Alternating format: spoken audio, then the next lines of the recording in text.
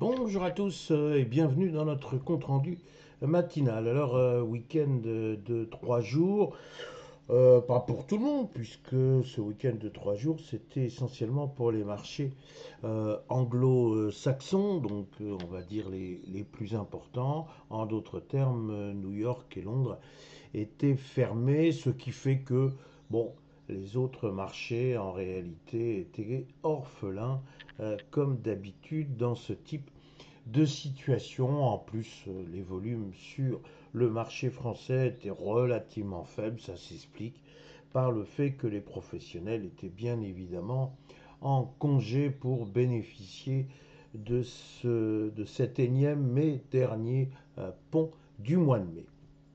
Alors, belle hausse pour le CAC 40, eh bien tout simplement parce que, encore une fois, il n'y a pas eu pendant le week-end de frappe américaine et mieux, il y avait quelques espoirs de voir trouver un accord qui permettrait essentiellement un déblocage du détroit d'Ormuz, suspension totale en ce qui concerne le nucléaire.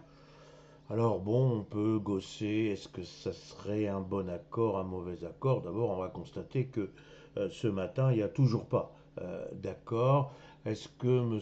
Trump veut vite s'en aller de ce bourbier, comme le disent beaucoup d'observateurs, et que donc il serait prêt à brader en quelque sorte euh, toute négociation véritable avec l'Iran, et en contrepartie, on aurait un Iran fin limier, fin négociateur qui sait qu'il a tout son temps et à partir de ce moment-là, eh bien, cherche à prendre un avantage. Certains vont même jusqu'à dire qu'en réalité, c'est l'Iran qui aurait gagné cette guerre.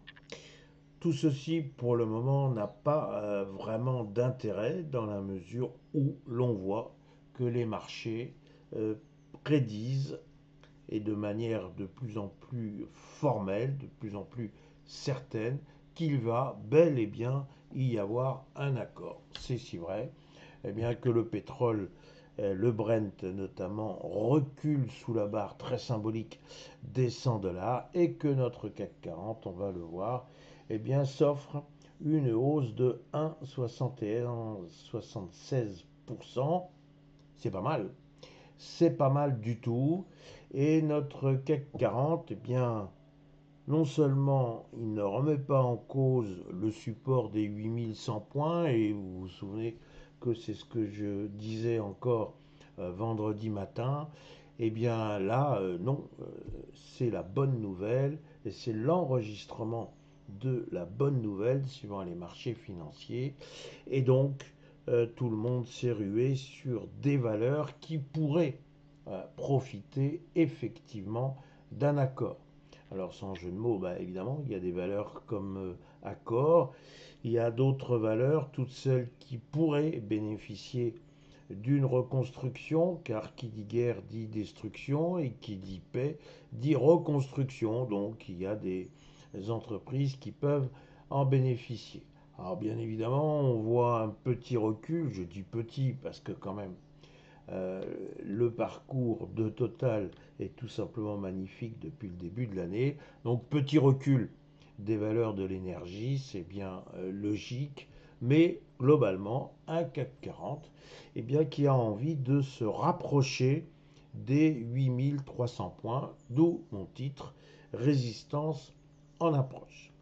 Alors est-ce qu'aujourd'hui on va s'interroger sur le fait de savoir si on n'a pas été un peu rapide quant à applaudir la possibilité d'un accord? Encore une fois, à l'heure où je vous parle, il n'y a toujours pas d'accord avec l'Iran et on se demande si effectivement, au dernier moment, il ne va pas y avoir des histoires de virgule et autres codicilles. Ce qui veut dire que, en fait, l'Iran va encore chercher à gagner du temps. On sait qu'il y a eu quelques bombardements ce matin par les États-Unis. Les États-Unis viennent dire que c'était uniquement dans un but défensif. Enfin, on voit bien qu'il y a encore de très nombreuses tensions Et donc, je me pose la question de savoir s'il ne faut pas être un peu contrarien. Alors certes, le grand principe, c'est que les marchés ont toujours raison et qu'il faut les suivre quoi qu'il arrive. Par moment, par moment, le fait de vouloir adopter une attitude contrarienne peut être intéressante et peut offrir quelques fruits. Si je vous dis ça, c'est que je vois encore la présence d'un gap ici. Est-ce que si jamais l'accord, le fameux accord promis, tarde, est-ce que les vendeurs se disent pas, tiens, on pourrait essayer de profiter justement de ce gap pour chercher à le combler? Ce ne serait pas un recul extraordinaire, mais ça serait un recul qui pourrait être assez sain si on est toujours dans une hypothèse haussière. Bref, notre CAC 40, il a le choix entre reculer un petit peu, il comble son gap, ou il se dirige immédiatement vers les 8300 points. J'ai envie de dire, le CAC 40, cette fois, il va regarder du côté des États-Unis. Les futurs américains sont plutôt en hausse, mais ils sont moins dithyrambiques qu'hier. Donc on peut se demander si finalement il ne va pas quand même y avoir un petit peu de remise en cause d'une certaine euphorie. Voilà ce que je pense du CAC 40. Si maintenant j'en viens à notre S&P 500, alors on est d'accord, là vous avez un graphique avec des données de vendredi dernier puisque il n'y a pas eu de cotation hier. Notre S&P 500, il est venu toucher, comme s'il voulait dire je suis là, il a touché la résistance des 7500 points. Donc, j'ai bien évidemment arrondi la résistance pour qu'on ait un chiffre bien symbolique qui marque les esprits et surtout la mémoire collective. Donc on touche la résistance des 7700 points, mais on ne la franchit pas. Alors bien sûr, vendredi, il y a eu une hausse de 0,37%, mais c'est une toute petite bougie qui matérialise la séance de vendredi. En d'autres termes, il y a quand même encore des hésitations. Alors immédiatement, je vous entends venir me dire oui, mais c'était sans compter avec un week-end très porteur d'espoir.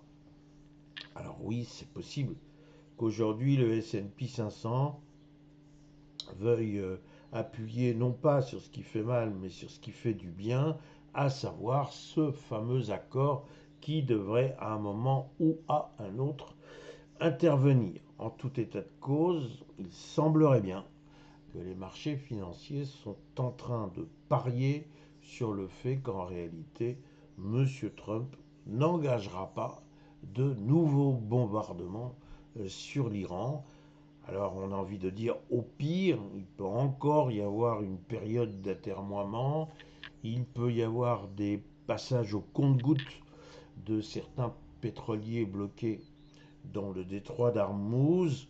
Bon, mais ce serait quand même moins pire, si on peut utiliser cette expression, qu'un regain de guerre, qu'un regain de bombardement. Alors on va surveiller cet après-midi de manière très attentive un débordement ou non des 7500 points. S'il n'y avait pas de débordement des 7500 points, ce serait, à mon sens, eh bien, le fait que les opérateurs puissent venir dire on a anticipé, on a beaucoup anticipé, maintenant on sait qu'a priori il y aura un accord et si on vendait la nouvelle. C'est à mon avis ce qu'il faudrait conclure si le S&P 500 ne veut toujours pas déborder les 7500 points. Donc une séance un peu à haut risque aujourd'hui. Il faut encore un petit peu faire attention. Alors il y a toujours l'IA qui peut pousser les indices.